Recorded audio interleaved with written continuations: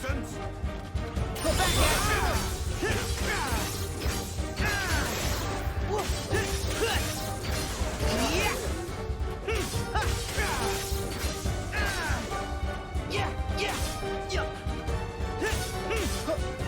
Take this over here.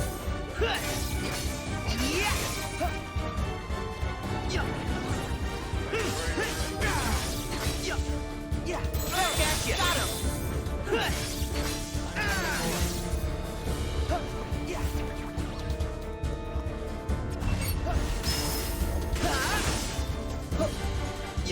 Back off over here.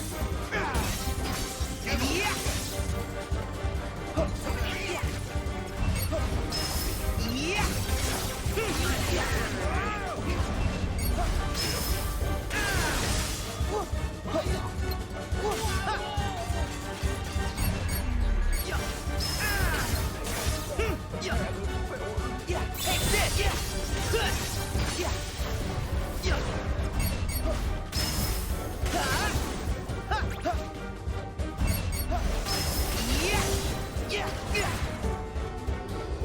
Not today! Space Ranger! Back at you. Got him.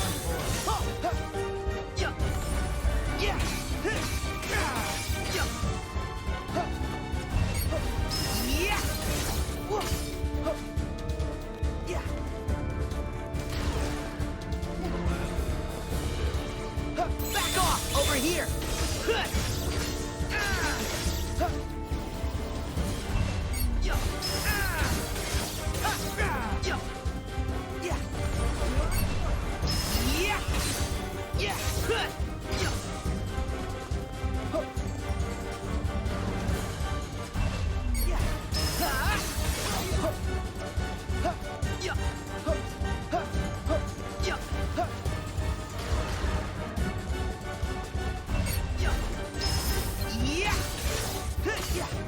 Enough! Space Ranger!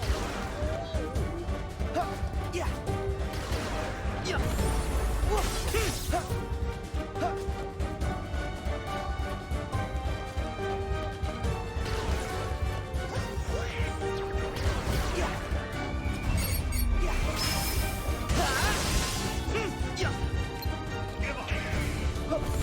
Enough! Take this. Got him.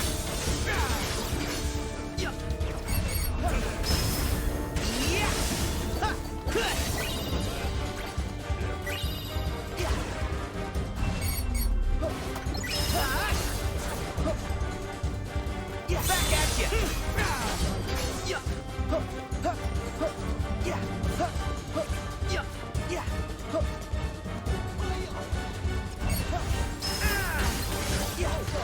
Not today! Back off over here. They got me!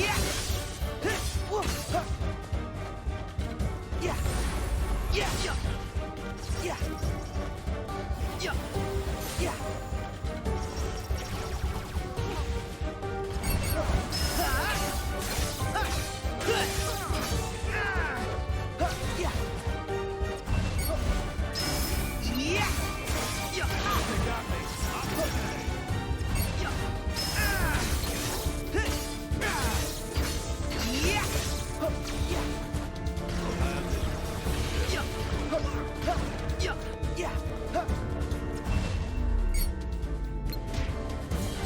Back at you. Got him.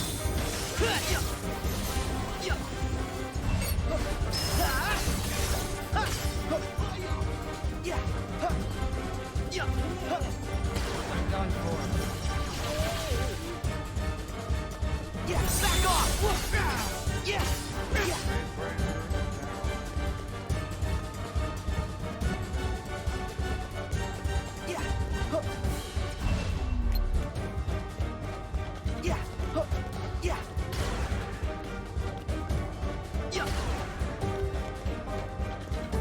Take this over here. Back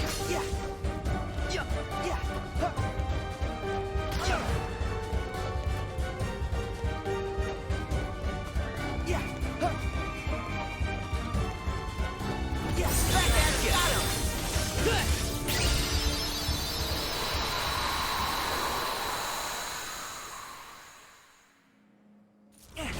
So, I've been having a blast playing through Kingdom Hearts 3 again on my PC with the DLC. I hadn't gotten the DLC on the console version and have been excited to get through the game with the difficulty maxed out, including all pro codes and critical mode. I made it through the first few bosses with no big hassle, but then I got to Angelic Amber in Toy Box. It took a good few days worth of trying to actually get through this fight, and I thought I would share what I came up with because I didn't see a lot of information surrounding it online. While this isn't technically the hardest way possible to beat this fight, it is a way to get the full pro code score on critical, so if that's what you want, then here you are. Before we start talking about strategy, I'm going to go over some information detailing the status of my Sora at this point in the game.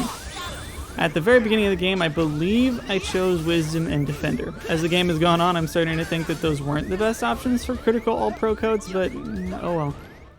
First off, I equipped Hero's Origin, upgraded as much as I could at this point in the game. This helps counteract the stats debuff from the pro codes. I also made sure to cook one of each food item available at this point as well. Then just used Chef's Choice to get a little more help with stats, which ended up only buffing my attack by 1 point, but anything is better than nothing.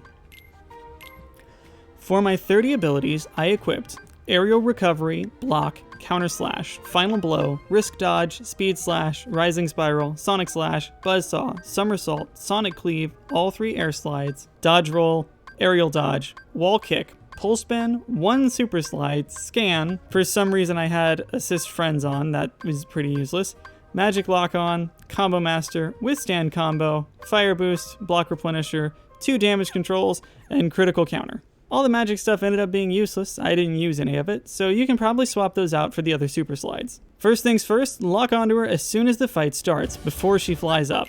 You're going to want to wait about 4 seconds before going for a block here. The later you throw up a successful block, the more likely you are to hit a critical counter, which does a decent chunk more damage than a normal one. This should only be attempted when you are confident with the move that she's using, and when you get late into the fight, you shouldn't even try it, especially at her last health bar when things really start heating up. We're going to go for the safest possible strats at that point. Now that she's obliterated your entire party, depending on if you jumped or not, you should be able to get off an entire combo without pushing her off the ledge, which would mean being harassed by more surrounding enemies. The ground combo will push her off and make things a little tougher, unless you wait a beat between one of the hits, which will not push her off. If you do push her off, you should be able to finish that combo and then start off another combo and get a few hits in. But before you reach your air finisher for your second combo, you need to either throw up a block or dash away from Angela. In all likelihood, she'll go for her best move at this point, her twirl. This move has virtually no telegraph for the player and must be completely anticipated during a combo. In this scenario, she usually does it, but it is a distinct possibility she may go for her bum rush move. If you kept her up on the ledge, you should be able to keep wailing on her some, but before that she may go for the twirl. So if you get concerned, you might make sure to use single or few hits. That way you can block her dash as soon as she throws up her wrist. Eventually, either way, you will encounter the bum rush move. If you are attacking her when she begins to float backwards, elevating her legs, you should dash away from her in the direction she is facing. Then, after only a moment passes, you should throw up a block like so. If you dash a different direction from the way she is facing, you lose control of the situation, and her homing missile move could come at you from an odd angle or miss entirely, meaning you can't get the counter out. She is liable to repeat usage of any move she has except for the twirl. This is great news, because after she twirls, she will not twirl again until she has used another move. This means that you have a good opening after a twirl is used to get a little damage in, but be wary of all of the enemies around her. She also has this move where she dashes away. If the last thing she did was twirl, you should be relatively safe using the shot lock to flow motion onto her and get off a decent 2-hit attack before going into your full air combo.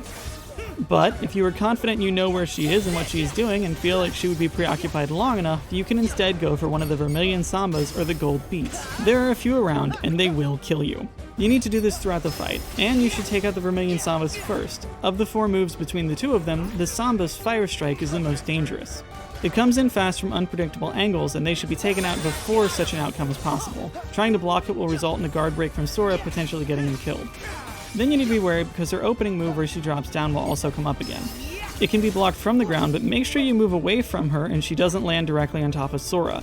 Sora's block isn't like Riku's or Aqua's. Even when he is blocking, he can be killed from any direction that's not right in front of him. She will drop down on your blocking head and kill you. The move can also be blocked on the drop down, but usually that doesn't benefit much other than keeping control of the situation. It's risky to stay on the ground to get a full combo on her, as the stuffed animals will also be utilizing the same move all around her. It's often best to throw out the counter and maybe use Rising Spiral if you feel safe enough to stick around a little bit, or just dash away after a few hits. Rising Spiral will take you off the ground and a little bit out of danger. I also recommend, even though you do not feel like there are enemies around you, just generally rolling when you have distance between you, because some might just appear and you might just get lucky and they miss. After she reaches about this much health, she'll change up her moves a little, swapping them out for more powerful versions. She'll go and do a pretty lengthy animation that is annoying until you realize this is the perfect opportunity to take out a few Sambas and beats. Once the animation is done, she will always skate up to you and do one of two things. Most likely, she will use a twirl. This twirl should usually be blocked. In her second phase, the twirl has a much larger radius. When she stops, wait 3 counts and then block. She is timed out perfectly so that blocking as she finishes approach will result in taking damage. The other possibility here is her drop down move. She will never use the bum rush first thing after her second phase starts.